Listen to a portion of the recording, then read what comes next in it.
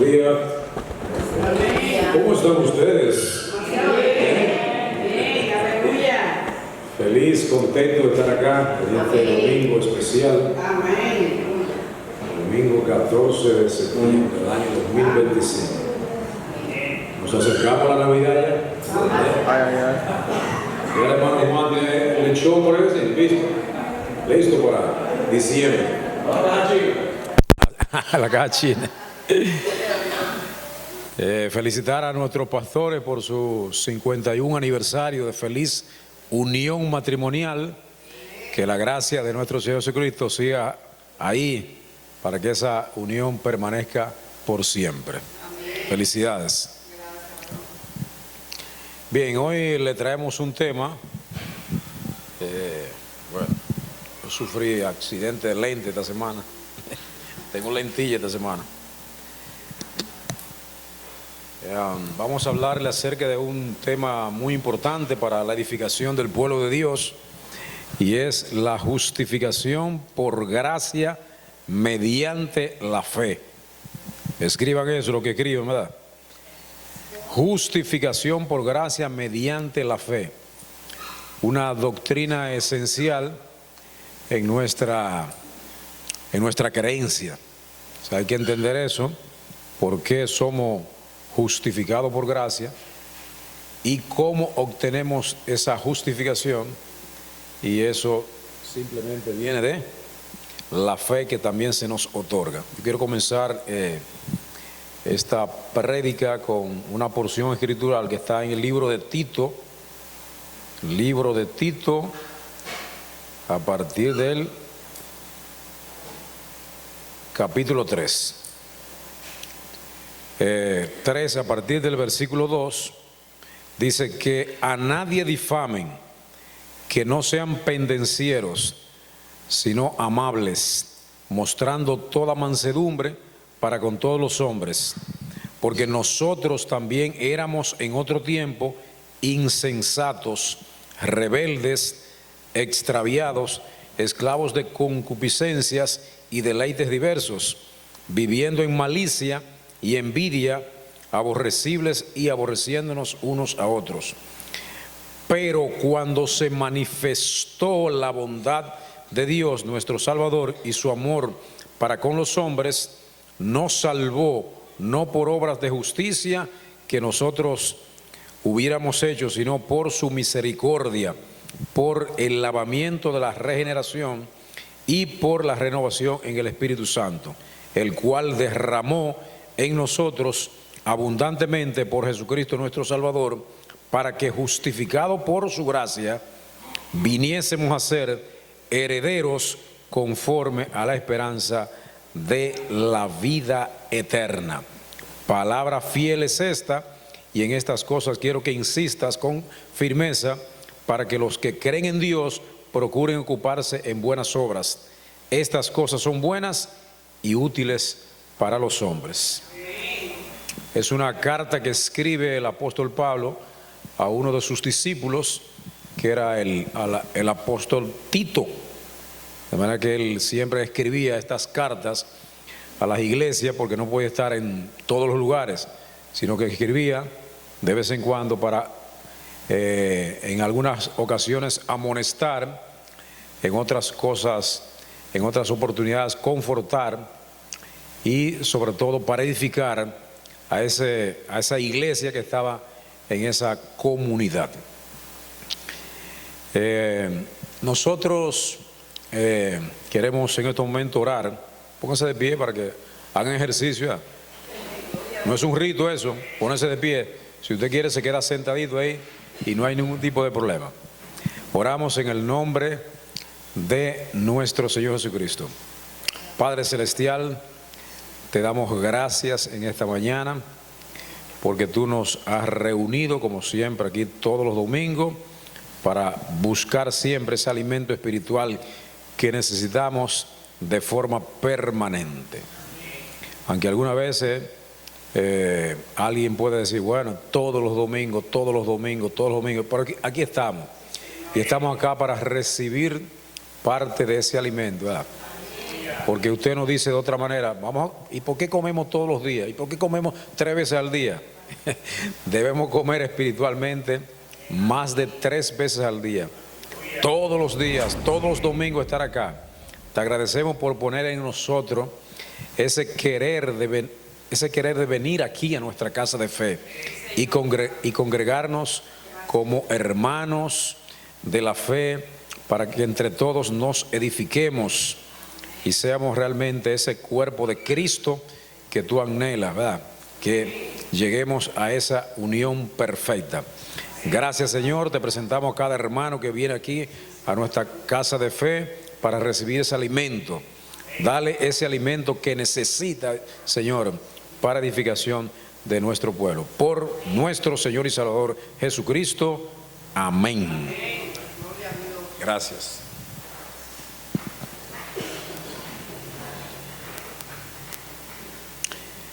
Usted sabe que en el año de 1517 se produjo en la iglesia tradicional, en la iglesia católica, el llamado cisma, ¿verdad?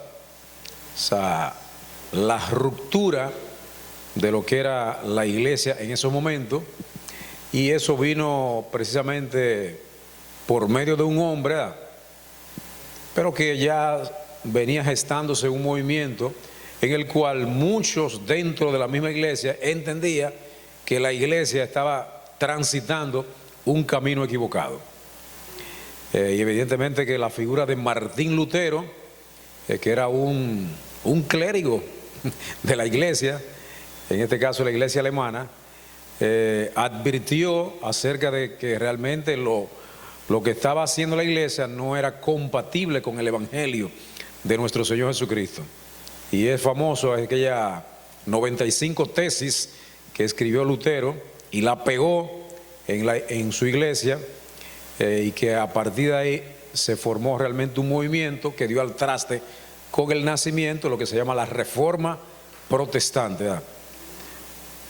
Si no fuera por esos eventos, evidentemente que hubiese una sola iglesia, la iglesia católica, pero a partir de ahí nace lo que se llama la iglesia protestante, y la iglesia protestante somos nosotros, los evangélicos, ¿verdad?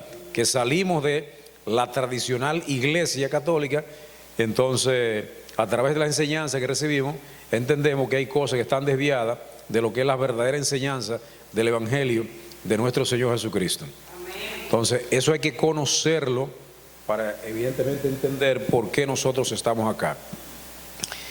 Y yo he recogido básicamente 5 elementos de ese descontento que había con la feligresía. En ese momento, y no solamente en ese momento, sino en tiempos pasados, la iglesia estaba llena de corrupción, señores. Imagínate, la iglesia, una iglesia corrupta, ¿verdad? Donde lo más resaltante era que comenzaron a vender indulgencias, una indulgencia, no era que un perdón, era una especie de perdón de pecado, ¿verdad? Te vendo un papelito que era una indulgencia, un papel, una especie de certificado, y de esta manera te absuelvo, ya tú eres libre de pecado. Era como decir que vamos a perdonar pecado con simplemente vender por dinero. Porque es así, porque la idea de las indulgencias era que se quería construir la catedral de Roma, ¿verdad? Se quería construir, pero la iglesia, que históricamente ha sido rica, ha tenido muchos recursos, no quería sacarle el dinero a la feligresía y hacer esa gran iglesia. Entonces también en esos momentos la iglesia estaba llena de mucha simonía. Simonía es cuando se compran cargos, se venden cargos, y básicamente había también nepotismo, que a papá le doy este cargo, que a mi hijo le doy este cargo, que al sobrino. Vendían cargos, porque evidentemente un cargo representaba una gran posición y también la obtención de recursos. De manera que con todo esto, la iglesia, que también vivía una vida de lujo, el clero básicamente tenía una vida lujosa, que alejaban a la institución de todo propósito espiritual. Entonces ese fue como el primer elemento detonante para que se produjera la reforma. Y el otro elemento importante es que se pretendía que la escritura fuera la autoridad por la cual se rigiera la iglesia. O sea, doctrina que establecía que la Biblia era la única fuente de autoridad religiosa por encima de las tradiciones o decretos papales. Otro elemento que también trajo la reforma es solo la fe, creencia central de que la salvación era un regalo de Dios recibido únicamente por la fe y no por las buenas obras o los ritos de la iglesia. Históricamente se ha pensado, y todavía hay gente que piensa, que por usted hacer buenas obras usted va a obtener salvación. De ninguna manera. O sea, la salvación se obtiene solamente por la fe puesta en el único que puede salvarnos. ¿Quién es? Jesucristo. O sea, no hay... La obra más grandilocuente que usted pueda hacer es una obra humana. O sea, que es apreciable, no está mal que usted haga obras bonitas, pero por ahí no está la salvación. También había un contexto histórico. El humanismo fomentaba el espíritu crítico y también ayudó mucho lo que fue la invención de la imprenta. La imprenta fue lo que determinó que en vez de tener rollo, en vez de tener papeles sueltos, entonces se podía imprimir material bibliográfico, y ahí fue que la Biblia también comenzó a difundirse de manera masiva, porque se imprimió Biblia, y de esa manera la gente podía accesar al conocimiento. Biblias difundidas masivamente fue parte de lo que aceleró la reforma protestante. Y también había como una inquina contra el Papa, ¿verdad? La infalibilidad del Papa, es decir, hay mucha gente que un poquito desafiaba la autoridad papal.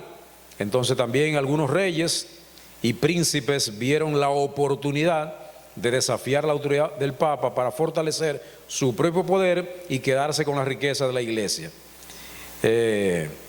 Entonces, esas 95 tesis de Lutero que fueron clavadas en la iglesia de Wittenberg, quiero recoger algunas. Hablar de las 95 es demasiado, pero recoger algunas son importantes. Y la primera tesis decía lo siguiente: cuando nuestro Señor y Maestro Jesucristo dijo arrepentíos, quiso que toda la vida de los creyentes fuera arrepentimiento. La tradición católica era que tú ibas donde un sacerdote y tú confesabas tus pecados, él te absorbía y ya tú salías libre. Entonces eso no está alineado con la verdadera doctrina. El arrepentimiento es un arrepentimiento que tiene que ser permanente. Me arrepiento permanentemente de todas las cosas que hago que no están alineadas al propósito de Dios. Como la confesión, sino una actitud permanente del corazón. Tenemos que tener un corazón arrepentido permanentemente. Y si queremos hablar con alguien, lo hablamos, ¿verdad? Pero tenemos acceso directo al Padre, tenemos acceso por medio de Jesucristo a pedir perdón al Padre, y no solamente a una persona. La tesis 21 hablaba de prediquen una doctrina humana a aquellos que alegan que el momento en que suena el dinero en la caja, el alma vuela fuera del purgatorio. ¡Tum! Inmediatamente usted salía de ese lugar que no lo llevaba directamente al cielo. Entonces, mire, es una mentira que no está sustentada en ninguna escritura seria. ¿Cuál es el significado? Critica directamente la venta de indulgencia, llamándole una invención humana y no divina. Ataca el eslogan del predicador, que en ese caso era Johnson Texel. La tesis 27, predican doctrinas humanas quienes afirman que tan pronto suena la moneda en la caja, el alma sale volando. Y la tesis 32, serán condenados por toda la eternidad junto con sus maestros aquellos que creen asegurar su salvación mediante una carta de indulgencia. Fíjense que era la cuestión de indulgencia y dinero, ¿verdad? Porque anteriormente los poderosos se acercaban a las iglesias a donar, ¿verdad? Y no crea que eso ha pasado todavía. Todavía hay gente que tiene culpas que tiene la conciencia remordida, que se acerca a una iglesia a dar recursos, a dar cosas, pensando que ese acto de benevolencia lo va a salvar, ¿verdad? Si usted no acepta a nuestro Señor Jesucristo como su Señor y Salvador, usted puede dar todo lo que tenga y quedarse en la calle, eso no lo va a hacer salvo a usted. De tal manera que tenemos que estar claros que la doctrina tiene que ser una doctrina apegada a el Evangelio. O sea, en resumen, estas tesis clave muestran que Lutero no solo protestaba contra un abuso económico, la venta de indulgencias, sino que atacaba el fundamento teológico detrás de ello, la idea de que la iglesia podía controlar la salvación y vendérsela a la gente. Eso era terrible, ¿verdad? Y usted piensa, ¿y eso la gente lo creía? O sea, mira, lo creía firmemente porque la compraban. Porque usted no se imagina el oscurantismo que vivió la humanidad en determinadas épocas de la historia, ¿verdad? Como una autoridad, una persona con influencia decía algo y no había manera de cómo contrarrestar esa verdad. O sea, cuando hablaba un sacerdote de una comunidad, evidentemente que era una verdad que había que acatarla, que usted no quisiera en el fondo, habló el sacerdote, ¿verdad? Es una autoridad. Entonces, hablar de un rey, hablar de un emperador, hablar de un príncipe, evidentemente que era autoridad, que imponían sus verdades. ¿Y usted cree que eso ha pasado de moda todavía? Todavía eso existe, ¿verdad? Habló fulano, ¿verdad? Pero si habló fulano ya, eso es cierto, porque fulano tiene la autoridad. Entonces, algunas veces nosotros tenemos un pensamiento crítico y alumbrar ciertos razonamientos a la luz de la verdad para ver si realmente están alineados a lo que dice la palabra, porque si no están alineados, ¿por qué debo creerlo? Aunque lo diga quien lo diga, no debo creer eso porque bajo la luz de la verdad, entonces eso no es cierto. Entonces quiero ir a Romanos 5, 1 al 8, por favor, me ponen ahí. Romanos de 5, del 1 al 8. Y eso usted, por supuesto, lo ha leído muchas veces, ¿verdad? Que dice, justificado pues por la fe, tenemos paz para con Dios por medio de nuestro Señor Jesucristo, por quien también tenemos entrada por la fe a esta gracia, en la cual estamos firmes y nos gloriamos en la esperanza de la gloria de Dios. Y no solo esto, sino que también nos gloriamos en las tribulaciones, sabiendo que la tribulación produce paciencia, y la paciencia prueba, y la prueba esperanza, y la esperanza no avergüenza, porque el amor de Dios ha sido derramado en nuestros corazones por el Espíritu Santo que nos fue dado. Porque Cristo, cuando aún éramos débiles, a su tiempo murió por los impíos. Ciertamente apenas morirá alguno por un justo, con todo pudiera ser que alguno osara morir por el bueno. Mas Dios muestra su amor para con nosotros en que siendo aún pecadores, Cristo murió por nosotros. La justificación, el hecho de un hombre convertirse en justo, es simplemente por la obra redentora de la cruz del Calvario. O sea, la sangre derramada por Cristo es simplemente la que nos podría convertir en justo, ¿verdad? No simplemente porque Él derramó la sangre, es porque simplemente si usted cree con fe en ese acto de justificación, entonces usted se convierte en una persona justa, ¿verdad? Porque simplemente lo que hace es que a nosotros nos revisten de una vestimenta que es de Cristo, ¿verdad? Y ya Dios entonces no nos ve como un simple pecador, sino que nos ve con la vestimenta de aquel que hizo el sacrificio para que nosotros entonces pudiéramos ser perdonados de nuestros pecados.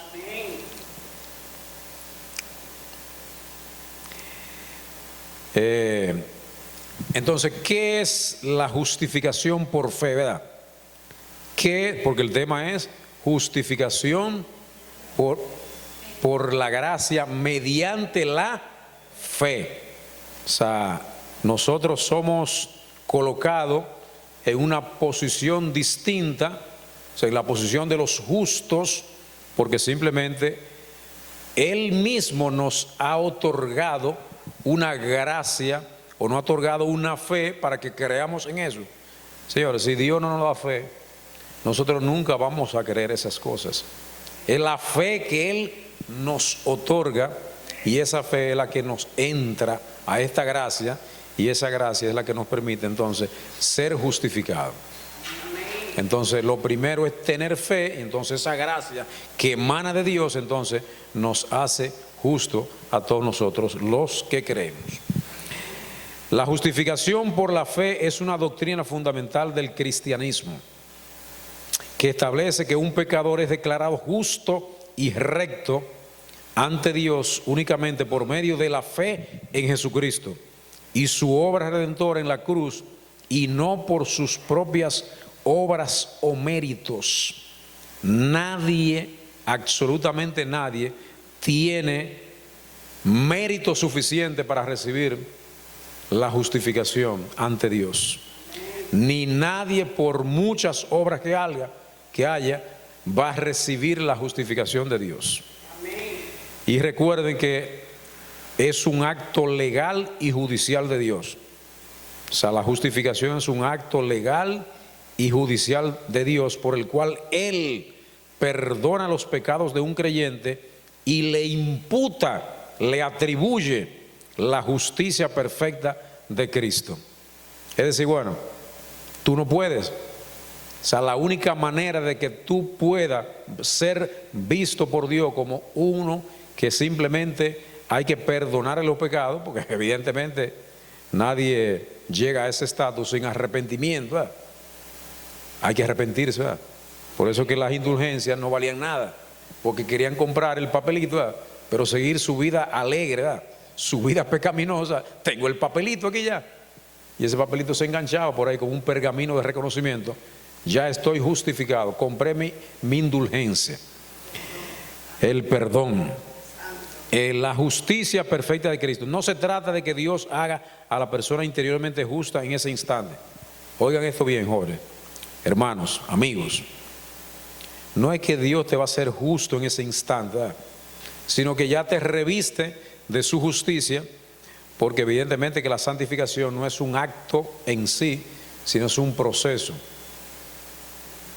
O sea, el perdón automático, ¿verdad? Pero la santificación es un proceso de caminar en una vida de santidad.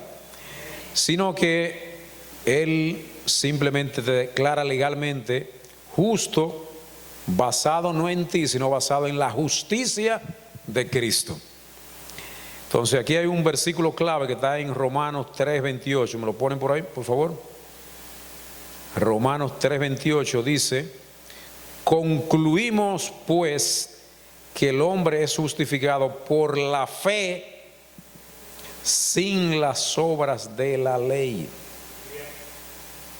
Y en Gálatas 2:16 también establece, Gálatas 2:16 establece: sabiendo que el hombre no es justificado por las obras de la ley, sino por la fe de Jesucristo, nosotros también hemos creído en Jesucristo para ser justificado por la fe de Cristo y no por las obras de la ley, por cuanto por las obras de la ley nadie será justificado.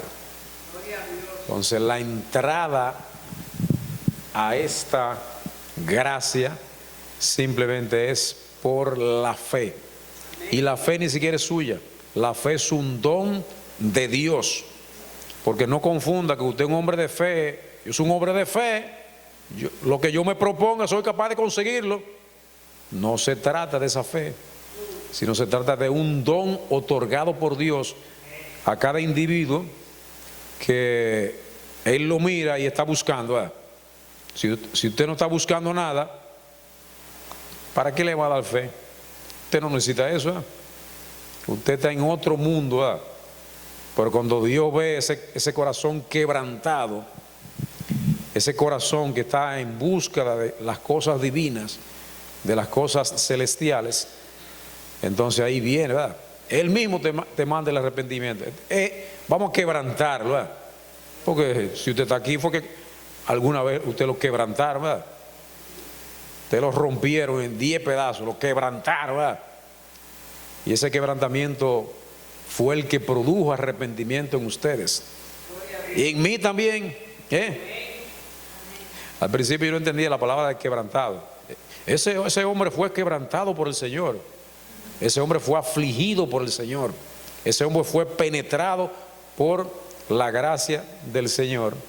Entonces viene ese proceso de arrepentimiento, de que ya yo reconozco que no estoy viviendo una vida santa, una vida alineada al propósito de Dios. Entonces viene ese don que Dios nos da. Hay que mandarle fe a este hombre, porque sin fe, ¿para dónde va?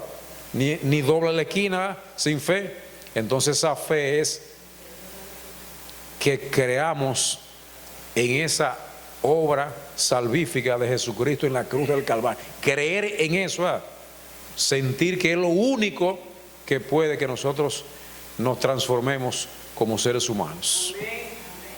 Porque los seres humanos actualmente estamos viviendo, o la humanidad actualmente está viviendo, momentos agobiantes, momentos muy difíciles. Entonces, la única forma de que el hombre, su mente, sea transformada es que Dios venga a su vida y haga esa obra en nosotros. De otra manera, seremos filósofos, seremos académicos, seremos científicos, ¿verdad? Que nadie nos gana con esos argumentos. Entonces vamos a vivir una vida simplemente de argumentos fallidos, en el cual se puedan hacer grandes discusiones, pero eso no nos lleva a ningún lugar del que Dios quiere que nosotros estemos. La posición correcta es la posición que nosotros hemos adquirido, y es a través del Evangelio eterno de nuestro Señor Jesucristo. ¿Estamos entendiendo? Si no me entienden, le explico de nuevo, como digo yo en la universidad. Entonces, miren, hay unos elementos clave que quiero desglosar, y evidentemente que todo el problema del Evangelio es evitar la condenación del pecador. Usted sabe que el Evangelio es evitar la condenación, porque la condenación es terrible. Entonces el problema es la condenación del pecador, porque el pecador será condenado. Por eso nosotros nos pusimos de este lado y ya somos justificados. De este lado están los justos y de aquel lado están todavía los que no se han arrepentido, los que no han adquirido lo que Dios todavía entiende que la fe no hay que enviársela, porque Él no necesita eso, porque está todavía pensando en cosas triviales. Entonces el problema, ¿cuál es? La condenación del pecador. La doctrina parte de la premisa de que todos los seres humanos son pecadores, ¿sí? En un principio, como lo dice Romanos 3:23, y están por tanto ¿qué? Separados. Mire, los pecadores están separados de Dios, de un Dios santo y justo. La paga del pecado es la muerte, muerte espiritual. La ley de Dios, los 10 mandamientos, no salva a nadie. Nadie pudo cumplir la ley. Simplemente Jesucristo fue el único que pudo cumplir la ley, porque la ley, con la ley nadie se salvaba, porque la ley era un yugo bastante pesado de cargar. Nadie podía con eso. En algún momento tú ibas a fallar, en algún momento tú ibas a fallar. No podía. Y la ley no cree que sea, solamente son los 10 mandamientos. La ley era un decálogo terrible de más de 600 elementos. Que si usted fallaba, es como si hay 100 cosas que hay que cumplir, ¿verdad? Y yo cumplí 99. Fallen las 100 porque usted vea, listo. Porque no había que cumplir la ley totalmente, sino usted simplemente era condenado. El problema es la condenación del pecador, ¿verdad? Entonces nosotros nos colocamos en la posición correcta para evitar esa condenación. Entonces, ¿cuál es la solución? Si hay un problema que es la condenación del pecador, ¿cuál es la solución? Por eso nosotros estamos aquí, ¿verdad? Si no tuviéramos en la playa hoy mismo, ¿verdad? Tuviéramos un resort, tuviéramos allá en las matas, tuviéramos allá, donde quiera tuviéramos, menos aquí, ¿verdad? Estamos aquí por eso, porque la solución al pecado es simplemente la obra de Cristo. Dios en su gracia proveyó la solución enviando a su Hijo Jesucristo en la cruz, Jesús. ¿Y qué hizo Jesús? Que cargó con el pecado suyo, mío lo que hicimos en el pasado, lo que vamos a hacer hoy y lo que vamos a hacer en el futuro, Él cargó con el pecado, llevó sobre sí mismo el castigo que merecíamos todos nosotros por ser pecadores. Lo dice Primera de Pedro 2:24. ¿Satisfizo la justicia de Dios Cristo? Por supuesto. O sea, esa obra en la cruz simplemente satisfizo la justicia de Dios. Porque algunas veces queremos mencionar mucho al Dios de amor, ¿verdad? Pero Dios no se divide. Pero el Dios de justicia tampoco usted puede anularlo. Ay, el Dios de amor, el Dios de misericordia. No, y el Dios de justicia. Entonces usted lo va a poner a un lado. No son muchos dioses, es un solo Dios que tiene atributos, que esos atributos entonces no pueden contradecirse uno con el otro. O sea, Dios no te puede dar amor en medio de la injusticia. Satisfizo la justicia de Dios, pagó la deuda por completo, satisfaciendo la justa ira de Dios contra el pecado. Lo dice en Romanos 3, 25, 26. Esto se conoce como propiciación. Vivió una vida perfecta, cumplió la ley de Dios a la perfección, obteniendo una justicia perfecta. El único que pudo cumplir la ley fue Jesucristo. Nosotros, ni ningún hombre del pasado pudo cumplir la ley de Dios. Entonces, ¿cómo, si tenemos un problema que es la condenación del pecador y tenemos la solución que es la obra de Cristo, cuál es el medio para obtener no ir a esa primera parte? Simplemente el medio es la fe. La fe, la justificación se recibe solo por la fe. Sola fai, uno de los 5 sola de la reforma protestante. Ahí simplemente nació la reforma protestante, que la salvación no había que hacer nada, sino que venía solo por poner la fe en nuestro Señor Jesucristo. La fe no es una obra, la fe es el instrumento o la mano vacía que recibe el regalo de la gracia de Dios. No es algo que se haga para merecer la salvación, sino la confianza y dependencia total en lo que otro hizo, que fue ¿quién? Cristo. O sea, poner toda nuestra confianza en Cristo es simplemente depositar toda nuestra fe en Él. Entonces, ¿cuál es el resultado? El resultado es la imputación. Entonces, esa fe que viene al hombre, entonces va a producir lo que se llama, en un concepto teológico central que se llama la justificación, implica un gran intercambio. Dios imputa como atribuirte, como darte algo que tú no tienes, otro te lo da, entonces ya tú tienes lo que tú no tenías porque alguien te lo regaló. ¿Quién te lo regaló? ¿Cómo? Muy bien. O sea, Él te imputa su justicia, Él te imputa todos sus atributos, entonces no es tuyo sino de Él. Entonces esa imputación es realmente la que produce que nuestros pecados entonces sean perdonados porque ya tenemos la justicia de Cristo. Dios imputa, atribuye la justicia de Cristo a nosotros. Somos tratados como si hubiéramos vivido la vida perfecta, justa de Cristo, como lo dice en 2 Corintios 5:21. Ante Dios el creyente está vestido de la justicia de Dios. Y por último, la evidencia. ¿Cuál es la evidencia de todo ese proceso? Las obras. Las obras. ¿Y cómo que vuelve a las obras? Usted sabe que en el libro de Santiago una explicación perfecta de cómo va. No es que usted se olvide de las obras. Hay que hacer obras también, pero las obras no te van a salvar. Si bien las obras nos salvan, son la evidencia inevitable y necesaria de una fe genuina que ya ha justificado, como lo dice en Santiago en el capítulo 2 de los versículos 17 y 18. La fe que salva es una fe viva que produce frutos de obediencia y amor. Las obras son el resultado de la salvación, no la causa.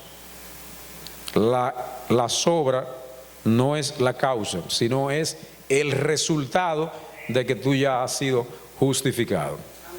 Entonces es evidente que una persona justificada se nota una serie de elementos de que prueban de que la vida de Cristo está en esa persona. Por eso que algunas veces nosotros como creyentes debemos cuidar, ¿no? Hay actos, momentos que usted exhibe y dice, wow, ¿y dónde está Cristo en esa persona en ese momento? Entonces los impíos nos acusan, mire, aquel que evangélico, mira lo que hizo.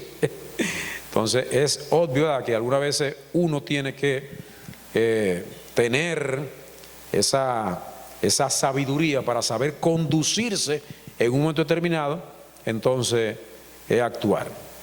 Le quiero poner el siguiente ejemplo, ¿verdad?, de todo lo que he hablado. Imagínese que usted está en un tribunal, acusado de algo, ¿verdad? Usted sabe que a uno lo acusan, ¿verdad?, muchas veces sin tener que ir a un tribunal. Pero le pongo el ejemplo del tribunal, ya cuando usted lo mandan a buscar, que ya usted está combinado, acudir a la justicia. Está muy de moda que aquel que no acude, lo mandan a buscar. En el pasado la gente no le hacía caso a ciertos citatorios de la justicia, y ahora se puso muy de moda que aquel que no va, entonces lo mandan a buscar preso. Usted llegó 5 minutos después, preso. Usted está desacatando la ley de un poder importante de la República Dominicana, que es el Poder Judicial. Usted no acudió a un llamado de un juez. Y usted sabe los líos que hay últimamente con unos personajes por allá, que los citan en 2 lugares diferentes. ¿Y cómo va a estar en 2 lugares diferentes al mismo tiempo? Entonces, para agarrarlo, para saber que él no va a ir a los 2, entonces ahí mismo lo agarran. Y si lo agarran viernes, aunque usted sea inocente, viernes, sábado, domingo, lunes, hay que esperar el lunes para hacerle una causa y ver si usted es inocente. Bien, imagínate que usted está en un tribunal y eres culpable de un crimen. La ley de Dios exige tu condena, y hasta la ley de los hombres, un crimen hay que condenarlo. Jesús se pone en tu lugar y paga la multa completa por ti. El juez, Dios Padre, al ver que la pena fue pagada, te declara inocente, te declara justificado. Y además te acredita el historial legal perfecto de Cristo.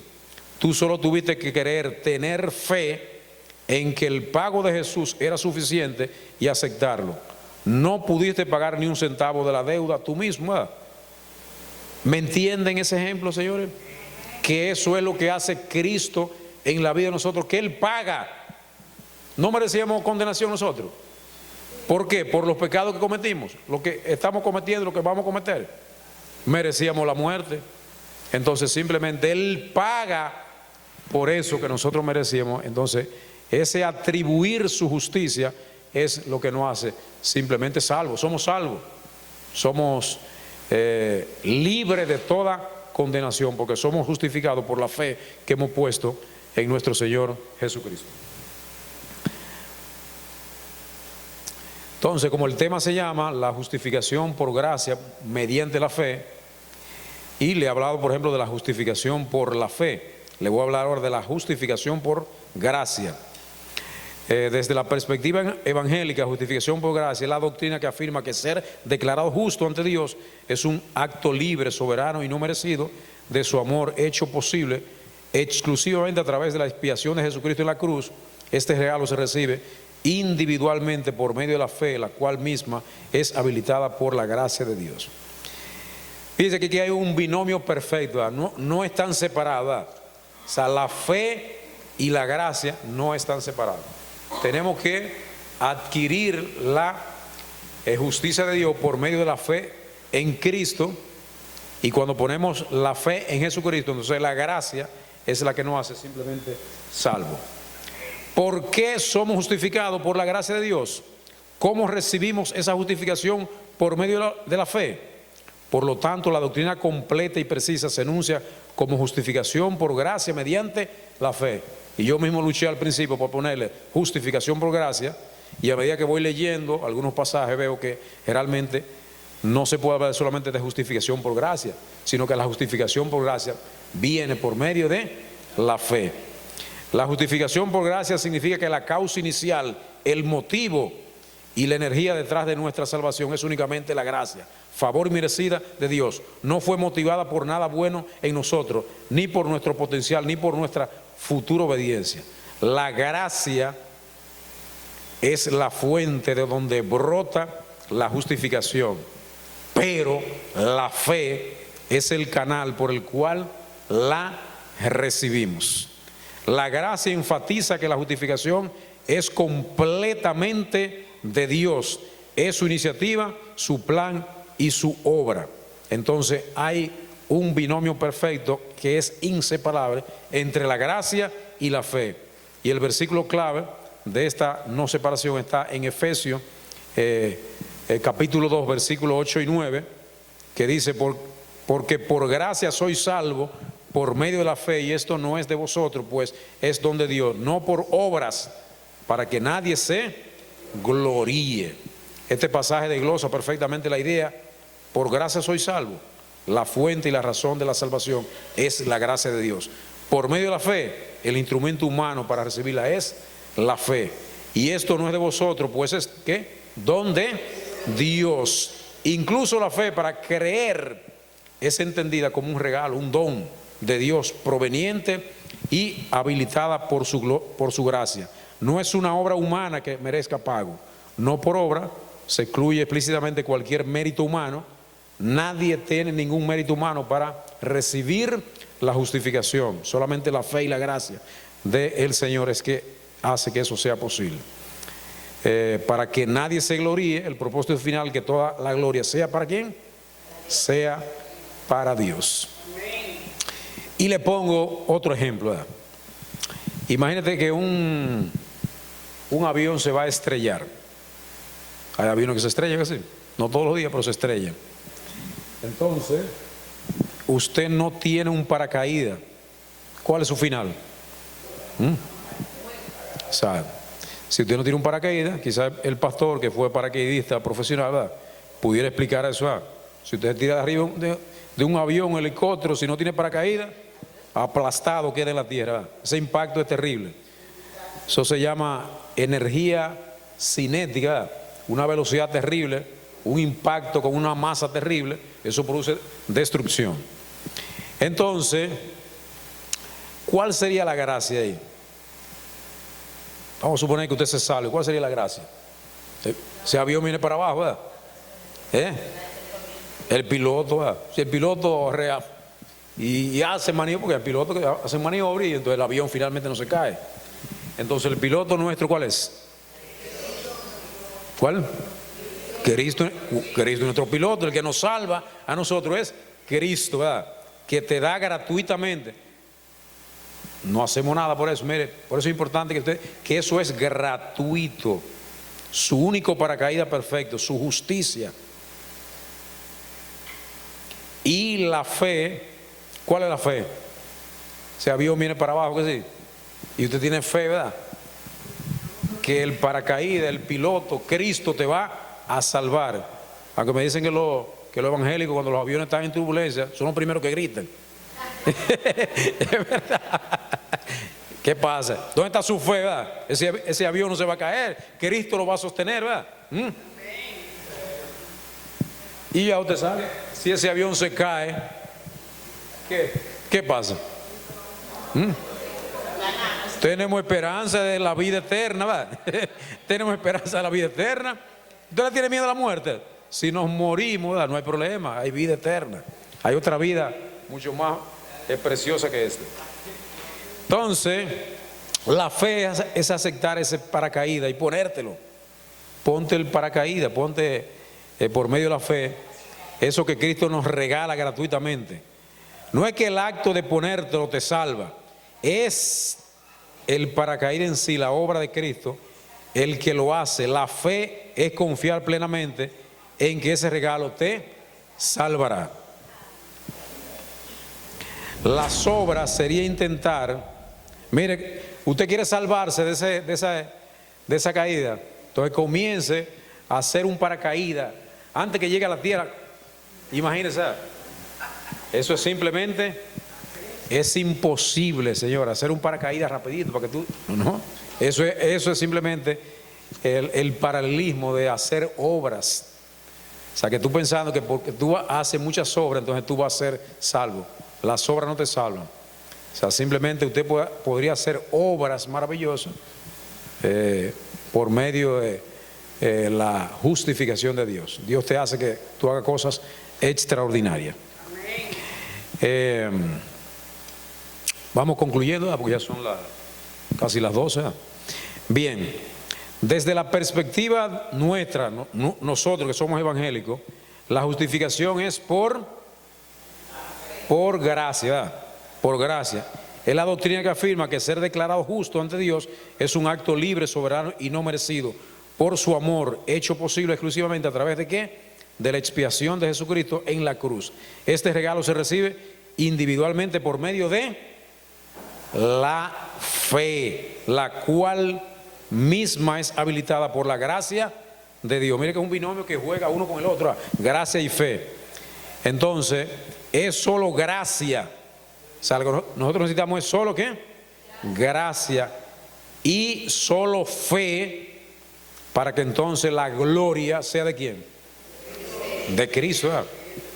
De tal manera que no hay muchas cosas que abundar, sino que usted creer firmemente que la fe puesta en Jesucristo es la que nos va a permitir al acceso a esa gracia. Y el que tiene esa gracia, que es el favor inmerecido de Dios, entonces simplemente por medio de la fe a esa gracia infinita de Dios. Padre Celestial, te damos gracias por esta mañana que tú nos has permitido reunirnos acá en nuestra casa de fe, Congregación Cristiana de Mao, para como siempre recibir un mensaje de aliento y esperanza, un mensaje de edificación, un mensaje en el cual nosotros podamos vivir todos los días de nuestras vidas esta fe en nuestro Señor Jesucristo. Bendecimos a cada hermano, a cada familia que está aquí, que siempre vive buscando de las cosas divinas. Señor, proveerle de esas cosas que necesitan. O sea, no con capricho, por supuesto, sino que tú mires las genuinas necesidades de nuestro pueblo. Muchas veces pedimos por necesidades materiales, alimenticias, de salud, ¿verdad? Pero tú sabes la verdadera necesidad que nosotros tenemos. Necesitamos estar siempre contigo, pegado a la fuente, ¿verdad? Como ese fruto que tiene que estar pegado a ese árbol eres tú, esos frutos somos nosotros, ¿verdad que sí?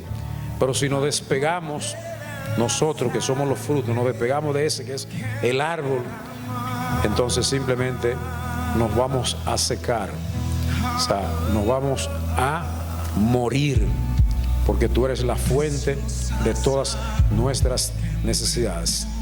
Te adoramos, Señor, te bendecimos, glorificamos tu santo nombre, mi Dios. Fortalécenos, Señor, en cada debilidad que tengamos, Señor. Ayúdanos siempre a salir airoso de todas las circunstancias que nos pasan, mi Dios. Gracias, gracias, en el nombre poderoso de Jesús. Amén, amén. Un aplauso al Rey de Reyes y Señor de Señores, nuestro Señor Jesucristo. Amén. Yo seguiré